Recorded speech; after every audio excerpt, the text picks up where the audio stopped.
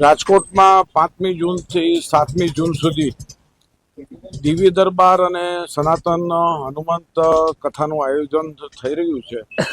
વિજ્ઞાન જથ્થા જે ધાર્મિક આયોજનને આવકારે છે, પરંતુ ધીરેન્દ્ર શાસ્ત્રી છે જે કોઈ જગ્યાએ જાય છે ત્યાં વાદ વિવાદ, વાતાવરણ ડહોળાય છે, અશાંતિ ફેલાય છે, કાયદો વ્યવસ્થા જોખમાય છે. આ શખ્સ છે એ કથાકાર પણ નથી અને સંત પણ નથી. તેને રાજકીય પક્ષને ઓથ આપનારને કીધું કે 4 બાળકો પેદા કરો, વણમાયકી સલાહ આપી છે. પોતે પણ જે લોકોમાં ખોટો દહેશત ઊભી કરે છે. વિજ્ઞાન જાથા એ નક્કી કર્યું છે કે આ કથા દરમિયાન એના વિરુદ્ધની અંદર સૂત્રોચ્ચાર, એ ધરણાનો કાર્યક્રમ અને જે પરચીની વાત કરે છે, દિવ્ય શક્તિની વાત છે, આ તમામ વસ્તુ અવૈજ્ઞાનિક, અવાસ્તવિક અને બોગસ છે.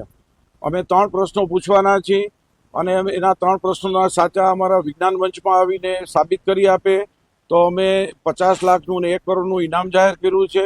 અને જો એ સાચા પડે તો વિજ્ઞાન જાથા કાયમ માટે બંધની પણ જાહેરાત કરી દઈશું. અમને એમાં નિસંકોચ. આ કથાકાર ધીરેન્દ્ર શાસ્ત્રીએ લોકોનું કલ્યાણ થાય, લોકોને સાવધાની થાય તેવું આજ સુધી એક પણ કૃત્ય કર્યું નથી. લોકોમાં દહેશત ફેલાવવા છે અને અશાંતિ ફેલાવવા સિવાય કોઈ કાર્યક્રમ આપ્યો નથી. આ માત્ર ને અંધશ્રદ્ધા ફેલાવવાનું ને ભ્રમ ફેલાવવાનું કામ કરે છે. દેશને બાબાઓની જરૂર નથી, દેશને વિજ્ઞાનની જરૂર છે. બાળકો છે યુનિવર્સિટી તરફ પડે એની જરૂર છે. જ્યારે આ વ્યક્તિ છે, આ શખ્સ છે, લોકોમાં દ્વિધા ઉત્પન્ન કરી અને ગુમરાહ કરી અંધશ્રદ્ધા ફેલાવે છે. એટલે વિજ્ઞાન જાથા આ શખ્સનો સદૈવ વિરોધ કરવાનું છે.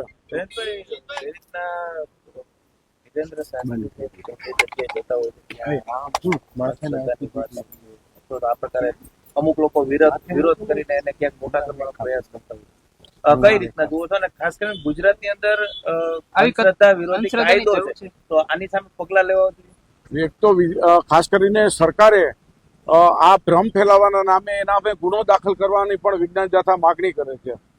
અને અત્યારે વડાપ્રધાને ઈંધણ બચાવવા માટેનું જે આહવાન આપ્યું છે તેની વિરુદ્ધનું આ કથાનું આયોજન છે. અહીંયા હજારો ને લાખો માણસો આવશે, વાહનોનો પેટ્રોલ ડીઝલનો વ્યય થશે, તો આ જવાબદારી કોની? અને આ વ્યક્તિ છે જ્યારે એરપોર્ટથી પોતે કથા સ્થળે આવશે ત્યારે હજારો વાહનો છે એ ત્યાંથી આવશે, એનો પેટ્રોલનો ડીઝલનો વ્યય થવાનો છે. ખાલી ઇલેક્ટ્રિકની વાત કરીને લોકોને મૂર્ખ બનાવવાની આયોજકો વાત કરે છે. આયોજકોને પણ ફેર વિચારણા કરવા માટે કુદરતનો આ ધીરેન્દ્ર શાસ્ત્રીને એક પણ પ્રકારનો સાથ નથી. માત્ર ને માત્ર આ વ્યક્તિ છે કોઈ પણ પ્રોજેક્ટ વતી કામ કરે છે.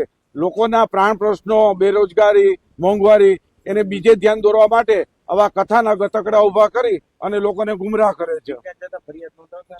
વિજ્ઞાન જાથા અહીંયા જેવું આવશે અને જેવું ઈંધણની વિરુદ્ધનું કામ, અંધશ્રદ્ધાની કે પરચી કરવા, આવા કોઈ ચમત્કારિક વાત કરશે એટલે ઓન ધી સ્પોટ પોલીસ સ્ટેશનમાં જઈ તેના વિરુદ્ધમાં ગુનો દાખલ કરશે.